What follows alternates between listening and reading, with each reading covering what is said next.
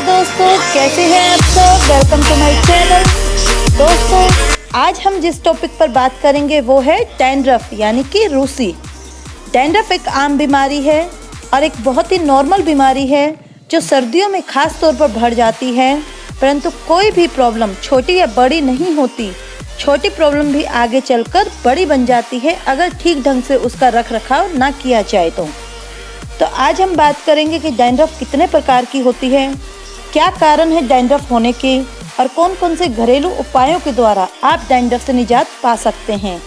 तो चलिए शुरू करते हैं, मगर उससे पहले अगर आपने इस चैनल को सब्सक्राइब ना किया हो तो सब्सक्राइब करें और क्लिक करें बेल आइकॉन पर, जिससे कि आपको मेरे लेटेस्ट अपडेट्स मिलते रहें। और अगर आपको मेरी ये वीडियो पसंद आए तो अपने रिलेटिव्स और फ्रेंड्स को शेयर ज़रूर कीजिएगा और लाइक और कमेंट ज़रूर कीजिएगा। तो फ्रेंड्स, डैंड्रफ होता क्या है, पहले इस बारे में बात करते हैं। हमारी बॉडी में कंटिन्यूसली स्किन सेल्स डेवलप होते रहते हैं और डेड होते रहते हैं, और हमारी बॉडी में एक फंगस होता है जो ऑलरेडी प्रेजेंट रहता है, जो कभी कभार आपकी स्किन से बहुत ज़्यादा फ्रेंडली हो जाता है और अपना घर बना लेता है हमारे सिर पर, जिससे सेल्स ग्रोथ कुछ ज़्यादा हो जाते हैं और डैंड्रफ बनकर हमारे सिर से गिरने लगते हैं। पहले बात करते हैं कि डैंड्रफ कितने प्रकार की होती है। नंबर 1 पर आती है ड्राई डैंड्रफ। अगर आपका स्कैल्प ड्राई होगा तो इस वजह से ड्राई स्किन फ्लैक्स गिरने लगते हैं, जिसे ड्राई डैंड्रफ कहा जाता है। सेकंड है ऑयली डैंड्रफ। जब आपके डेड सेल्स नेचुरल ऑयल के साथ मिक्स हो जाते हैं तो उसे कहते हैं ऑयली डैंड्रफ। और तीसरा है दोस्तों सीबोरिक डर्माटाइटिस। ये नॉर्मल डैंड्रफ नहीं होता, इसके साथ ईचिंग भी होती है, रेडनेस भी हो सकती है, और ये सिर्फ स्कैल्प तक ही सीमित नहीं रहता। ये आपके हेयर लाइन्स, आईब्रोज, नोज के साइड में, बैक, हैंड और चेस्ट सब कुछ कवर कर सकता है। अगर आपको ये प्रॉब्लम है तो डॉक्टर से इमीडिएटली कंसल्ट करें और मेडिसिन्स लें। तो चलिए अब बात करते हैं उन गलतियों के बारे में जिसकी वजह से डैंड्रफ हमारी स्कैल्प पर अपना घर बना लेते हैं। कई बार हम बहुत कम ऑयलिंग करते हैं अपने बालों की, और कई बार बहुत ज़्यादा कर जाते हैं। कम या बिल्कुल ऑयलिंग ना करने से स्कैल्प अंडर नरिश हो जाता है और ड्राई हो जाता है। और अगर आप बहुत ज़्यादा ऑयल लगाकर घूमते हैं, लंबे समय तक उसे लगाए रखते हैं, तो वो फंगल ग्रोथ को बढ़ा देता है, जिससे डैंड्रफ हो जाता है। सेकंड है बालों में बहुत ज़्यादा या फिर बिल्कुल शैम्पू ना करने से भी डैंड्रफ हो जाती है। ज़्यादा शैम्पू करने से बाल ड्राई हो जाते हैं, और बिल्कुल नहीं करते हो तो वो ऑयली हो जाते हैं, और फाइनली डैंड्रफ अपना घर बना लेते हैं। तीसरा आता है दोस्तों कंडीशनर। कंडीशनर बना है बालों के लिए, ना कि रूट्स के लिए। From mid length to your tips conditioner का प्रयोग करें। कंडीशनर से स्कैल्प की चंपी तो बिल्कुल ही ना करें। अगर ऐसा किया तो डैंड्रफ होने से कोई नहीं बचा सकता। चौथे नंबर पर है बहुत ज़्यादा हेयर मास्क का प्रयोग करना, वैक्स का यूज़ करना, जेल लगाना, हेयर स्प्रे का यूज़ करना। जो लोग इनका बहुत ज़्यादा इस्तेमाल करते हैं तो उन्हें भी डैंड्रफ की प्रॉब्लम बढ़ जाती है। अगर आपने इनका इस्तेमाल किया है और अपने सिर को अच्छे से वॉश नहीं किया है तो डैंड्रफ की प्रॉब्लम हो जाती है। इसलिए अपने बालों में कोई भी चीज़ लगाइए तो उसे अच्छे से निकालिए भी। पांचवा है अपने पिलो कवर्स, क्लिप्स, पिन्स और कॉम्स को रोजाना क्लीन करें। खास तौर पर अगर घर में किसी को भी डैंड्रफ की प्रॉब्लम है तो अपनी एक्सेसरीज को, कॉम को जरूर क्लीन करके रखें। नंबर 6 है दोस्तों एंटी डैंड्रफ शैम्पू, जिसका प्रयोग डैंड्रफ को क्योर करने के लिए किया जाता है, परंतु यहाँ हम एक गलती कर जाते हैं।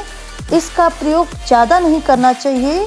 हफ्ते में सिर्फ 2 बार इसका प्रयोग करें। अगर आपको हफ्ते में 3 से 4 बार हेयर वॉश करना पड़ जाए तो आप अपने नॉर्मल शैम्पू का इस्तेमाल करें बजाय एंटी डैंड्रफ शैम्पू का प्रयोग करने से। इसके अलावा जो लोग बहुत ज़्यादा खुश्क चीज़ों का प्रयोग करते हैं उन्हें भी डैंड्रफ की प्रॉब्लम हो जाती है। उनके शरीर में खुश्की हो जाती है, जैसे कि सूखा ड्राई फ्रूट।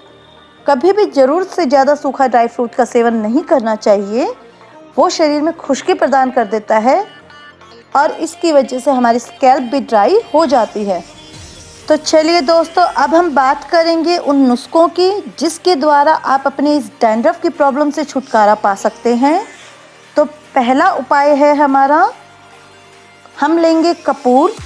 कपूर जिसे आप पूजा में यूज़ करते हैं, परंतु अगर आपको भीमसेनी कपूर मिल जाए, ये एक अलग किस्म का कपूर होता है, अच्छी क्वालिटी का कपूर होता है जो पंसारी की दुकानों पर मिल जाता है, तो आप उसका प्रयोग कीजिए। परंतु अगर आपको भीमसेनी कपूर नहीं मिलता है तो आप नॉर्मल पूजा वाला कपूर यूज़ कर सकते हैं। आपने कपूर लेना है एक चने के दाने के बराबर। उसके बाद आपने लेना है आधा चम्मच टंकन भस्म। अब ये टंकन भस्म क्या होती है? सुहागा, जो किसी भी पंसारी की दुकान पर आसानी से मिल जाती है। आप मार्केट से सुहागा ले आइए। उसके बाद आपने तवे को गरम करना है और गैस को बंद कर देना है। गरम तवे पर सुहागे का टुकड़ा डालने से वो लिक्विड फॉर्म में आ जाता है, मेल्ट होकर, और उसके बाद वो ड्राई होकर सूखी पपड़ी बन जाता है।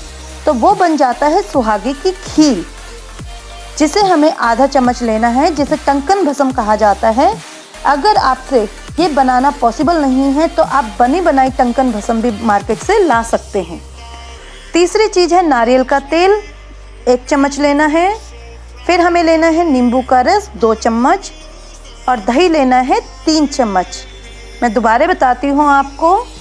आपने कपूर लिया एक चने के दाने के बराबर, टंकन भस्म ली आधा चम्मच, नारियल का तेल लिया 1 चम्मच, नींबू का रस लिया 2 चम्मच और दही लिया 3 चम्मच। और लास्ट है हमारा नीम का पेस्ट। नीम के पत्ते लीजिए, उसे पीस लीजिए और 1 चम्मच पेस्ट बनाकर इस मिक्सचर में डाल लीजिए। इन सभी चीज़ों को अच्छे से मिक्स करने के बाद एक लेप तैयार हो जाएगा।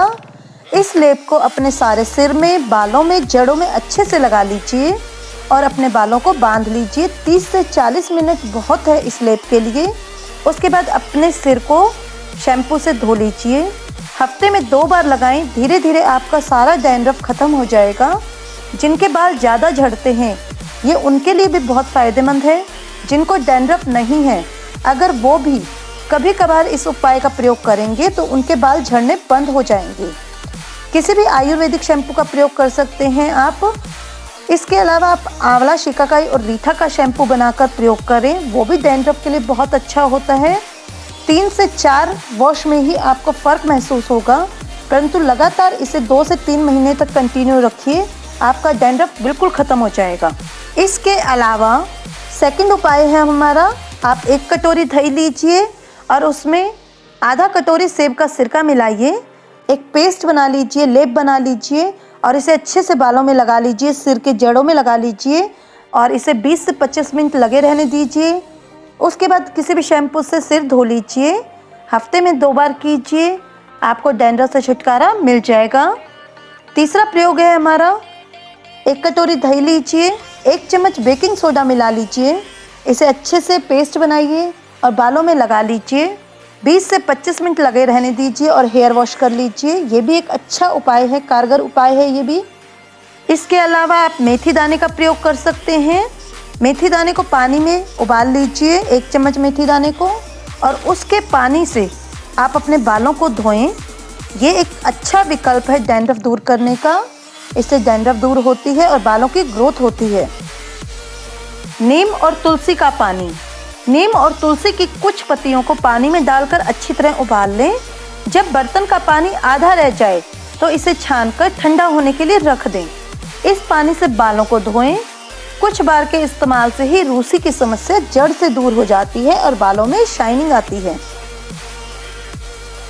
दोस्तों, इन सब बातों के अलावा पेट और खून को साफ रखिए, क्योंकि हमारे शरीर की सारी बीमारियां हमारे पेट से जुड़ी हुई हैं।